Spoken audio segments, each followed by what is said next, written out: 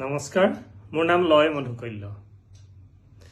আয়ুৰ্বেদৰ চিকিৎসা পদ্ধতিৰ এটা ভাগ আছে পালছ ডায়েগনচিছ বা নাড়ী পৰীক্ষা। শুনিছেনে বাৰু? এইটো এটা ভাৰতবৰ্ষৰ বহুত পৌৰাণিক পদ্ধতি, যাত যিটো পদ্ধতিত মানে চিকিৎসকে ৰোগীৰ পালছ চায়, হাতৰ নাড়ী চেক কৰে, চাই পেলাই শৰীৰত কি ইনবেলেঞ্চ সেইখিনি নিৰ্ণয় কৰি যে কয় যে আপোনাৰ এইটো অসুখ হ'বলৈ গৈ আছে বা এইটো হৈ আছে বা এইটো আপোনাৰ হৈ আছে, তাক লৈ চিকিৎসকে কয় আপুনি হয় য়োগা কৰক, প্ৰাণায়াম কৰক, ধ্যান কৰক, এইকেইটা দৰৱ খাওক, যিকোনো ক'ব পাৰে। তো সেই পদ্ধতিয়ে আমাৰ শৰীৰৰ ৰোগ কেনেকৈ নিৰ্ণয় কৰে সেইটো চমুকৈ অকণমান জানি লওঁ। তো আমাৰ যে শৰীৰটো পঞ্চতত্বৰ দেহা, আমি কৈ থাকোঁ, সকলোৱে জানে যে মাটি, পানী, বায়ু, অগ্নি আৰু আকাশ, এই 5টা তত্ত্বই আমাৰ শৰীৰটো গঠিত। এই তত্ত্বকেইটা কি হয়, এটা ৰেচিঅ'তহে আমাৰ শৰীৰটো গঠিত। এই ৰেচিঅ'টো কেতিয়াবা ইনবেলেঞ্চ হৈ যায়, খেলি মেলি হৈ যায়। কি কাৰণে? আমাৰ চিন্তাধাৰাৰ কাৰণে হয়, বতৰৰ কাৰণে হয়, খাদ্যৰ কাৰণে হয়। যেতিয়া তাত ইনবেলেঞ্চ হয় আমাৰ শৰীৰো খেলি মেলি হৈ যায়, ফলত আমি ৰোগীয়া হৈ পৰোঁ। তো যিটো সেই নাড়ী পৰীক্ষাৰ যোগেদি ওলাই যায়। নাড়ীত কেনেকৈ চায়? আমাৰ শৰীৰটোক 3টা দশাত ভাগ কৰা হৈছে, বাতা, পিত্ত আৰু কফ।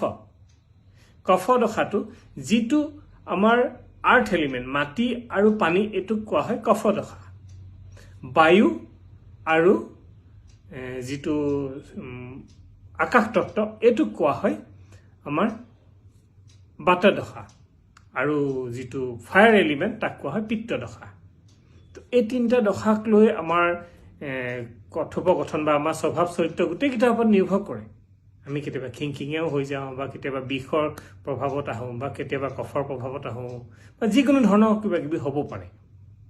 তো এই ইনবেলেঞ্চটোক বেলেঞ্চত আনিবৰ কাৰণে ডক্টৰে আপোনাক নাড়ী চাই পেলাই জনালে যে আপুনি হয় এইখিনি প্ৰাণায়াম কৰক, এইখিনি য়োগা কৰক, বা এইখিনি দৰৱ খাওক।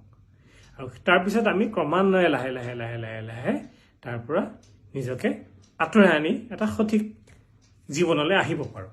কিন্তু সেইটো যে এদিনতে সেইটো হৈ সম্ভৱ নহয়। যেতিয়া ধৰক আপুনি ডাক্তৰৰ ওচৰত দেখুৱালে, প্ৰথমতে চালে, তাৰপিছত আপুনি দৰৱ খালে বা কিবা যি কৰিবলৈ দিছে সেয়া কৰিলে, নেক্সট মান্থত আকৌ আহক, তেনেকৈ কমেও 3 মাহ দেখুৱাব লাগে বা 3বাৰ চেকআপ কৰিব লাগে। কি কাৰণে? 12 মাহৰ 6টা ঋতু থাকে, মানে প্ৰতি 2 মাহত এটা ঋতু, যাতে আমাৰ শৰীৰ আৰু সেই দৰৱ, সেই আমাৰ প্ৰক্ৰিয়াটোৰ মাজত যাতে 2টা ঋতু কমেও পায়। তেতিয়া আমি লাহে লাহে সেই নিজক কেনেকৈ ঠিক কৰিব পাৰোঁ সেই দিশটো গম পাম। তাৰপিছত আমি সুন্দৰ জীৱনৰ কাৰণে আগবাঢ়ি যাব পাৰোঁ।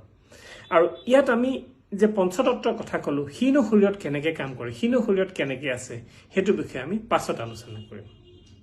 গতিকে নাড়ী পৰীক্ষা কৰক আৰু নিজকে এটা বেলেগ জীৱনৰ ভাৱে লৈ যাওকচোন। আহক। নমস্কাৰ।